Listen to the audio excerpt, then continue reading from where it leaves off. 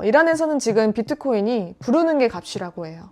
왜냐면 이란의 법정 화폐 리알화가 무의미해졌기 때문에 가치가 보존되며 황금성이 좋은 비트코인이 부르는 게 값이 되는 거죠. 안녕하세요, 로맨틱머니루입니다. 지난 주말 세계가 우려했던 이란 전쟁이 발발했어요. 많은 분들이 주식과 소유 중인 자산의 방향성을 걱정하고 계실 텐데요.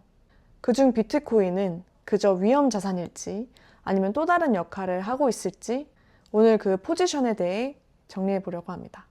이란 폭격 이후의 장세 흐름을 굉장히 중요한 시그널이라고 보고 있어요.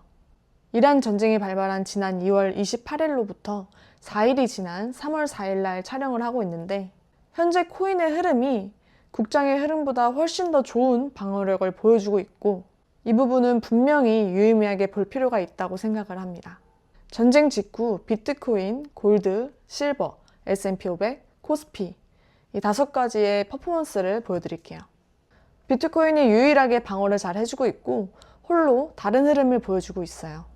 심지어 그간 가장 상승세를 달리던 코스피는 전쟁이라는 악재에 15%라는 하락을 보여주었고 반면에 그간 깊게 외면받던 비트코인은 8%의 상승을 보여주는 이유는 무엇일까요?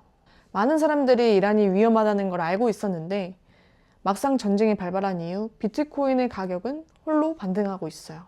전쟁 직후에는 유동성 때문에 어느 정도 매도세가 나왔지만 현재 반등 중인 이유는 실제 수요가 폭발했기 때문입니다.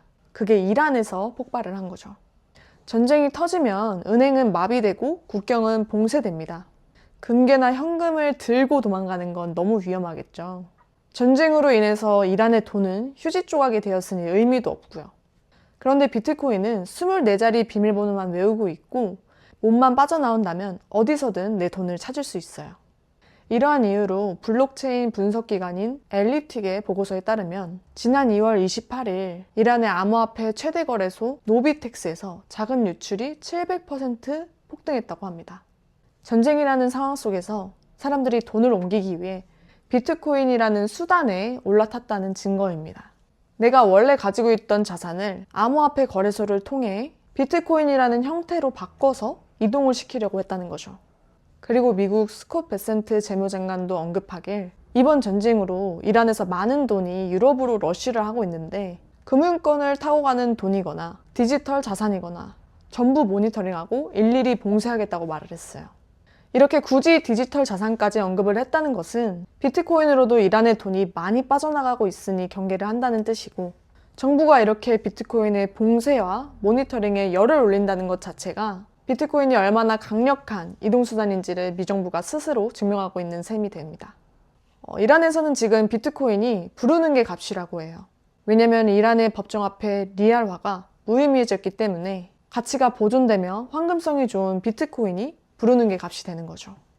이런 게 우리나라에서도 일어나면 안 되지만 일어난다면 업비트나 빗썸에 있는 비트코인들은 전부 동결이 될 것이고 개인 지갑에 있는 비트코인은 한국 원화로는 부르는 게 값이 될 거예요. 이런 일이 우리에게 발생하지 않더라도 우리는 지금 휴전 국가이기 때문에 이번 이란의 전쟁으로 인한 비트코인의 움직임은 저희에게 어느 정도 심리적인 충격을 본다고 봐요. 비트코인은 물질도 실체도 없기 때문에 믿을 수 없다고 생각을 했는데 물질이 아니니까 공항 검색대에 안 걸리겠구나. 은행권을 통하지 않으니 내 몸만 빠져나간다면 어디서든 되찾을 수 있겠구나. 이런 믿음을 주는 사건이 된다면 앞으로 비트코인을 바라보는 다른 패턴을 볼 수 있게 되겠죠. 만약 이번 이란 전쟁의 위기 속에서 계속해서 비트코인이 이전과는 다른 움직임을 보여준다면 비트코인의 신뢰도는 더욱 높아질 텐데 이렇게 누가 더 비트코인을 믿게 되냐면 기관들과 슈퍼리치들이 비트코인을 더 믿게 될 거예요. 돈이 있는 자들에게 더 필요한 가치가 있거든요. 아직 비트코인은 주로 일반인들을 위한 자산은 아닌 것 같아요. 하지만 부자들이 탐내하기 때문에 일반인들도 관심을 가져야 한다 생각해요. 시기적으로 지금의 가격은 아주 매력적이기도 하고요. 결론적으로 다시 정리를 하자면 이번 이란 전쟁에서 비트코인의 흐름은 본래의 내러티브를 되찾는 상황이었어요. 비트코인의 본래 탄생 자체가 기존 화폐의 신뢰에 대해 의문을 제기하는 자산이기 때문입니다. 전쟁, 인플레, 리스크, 해지의 기능을 하죠. 그래서 저는 이번 흐름이 정상적이라고 보고 있고 앞으로 비트코인이 내러티브를 더 단단히 구축해 나갈 수 있는 시발점이라고 생각을 합니다. 그렇다고 해서 지금 바로 비트코인이 상승세를 달릴 거다 이런 말씀을 드리고 싶은 건 아니에요. 아직 유동성이 제대로 풀리지 않았기 때문에 본격적인 상승의 시기는 지켜봐야겠죠. 그리고 그간 국장은 많이 올랐으니 오른 만큼 타격을 많이 받은 것이고 비트코인은 그간 많이 외면받았으니 상대적으로 가볍게 오를 수 있었겠죠. 하지만 비트코인의 가치가 돋보이는 이번 사건을 계기로 비트코인에 다시 관심을 가져보기에 좋은 시기라고 생각을 합니다. 비트코인 참고 지표 중 하나인 공포 탐욕 지수에 대해서 살펴볼게요.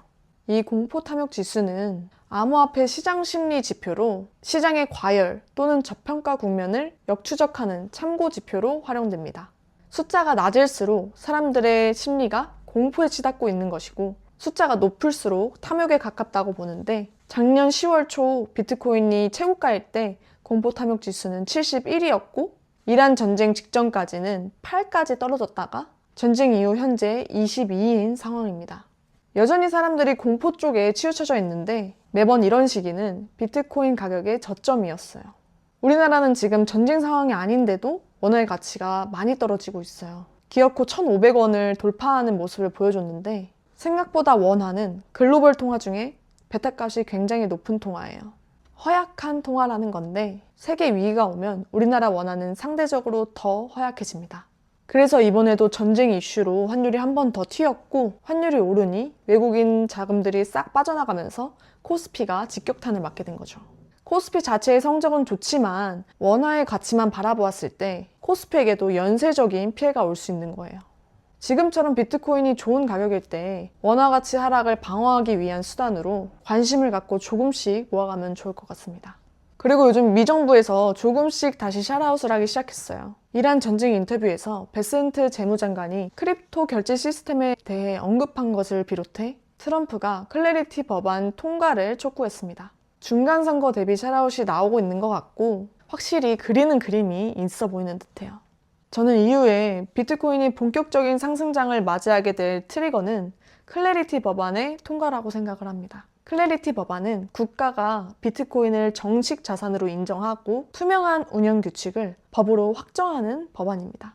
이 법이 통과되면 불확실성이 사라지고 기관의 거대 자금이 합법적으로 들어올 수 있게 되는 거예요. 그리고 이걸 모멘텀으로 해서 코인을 외면하던 시장 심리가 거대한 낙관론으로 변하는 시기가 올 거라고 생각해요.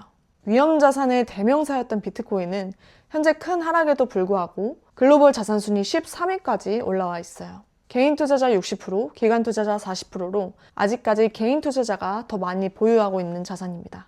개인 투자자가 조금 더 많다는 것은 아직 정부가 마음대로 컨트롤하기 쉽지 않다는 거예요. 그래서 탈중앙화라는 장점이 크게 작용하고 있고 그만큼 우리에게 기회가 많이 남았다는 거죠. 그리고 ETF 승인 이후 기관 투자자들이 많이 들어왔다는 것은 거대 자금이 많이 들어왔고 앞으로도 많이 들어올 가능성이 높기 때문에 안전한 가격 상승을 기대해 볼 수 있다는 것입니다. 탈중앙화라는 태생적 가치와 제도권 자산이라는 안정성, 이렇게 양면의 모습으로 지나가고 있는 비트코인이 완성형인 형태를 갖추고 모두가 환호할 때는 기회비용이 높은 상황일 거예요. 오히려 대중의 관심이 사그라든 지금처럼 시장의 소외가 깊어지는 시기에 큰 파이의 기회가 있는 것 같아요. 그럼 이번 영상 마치도록 하겠습니다.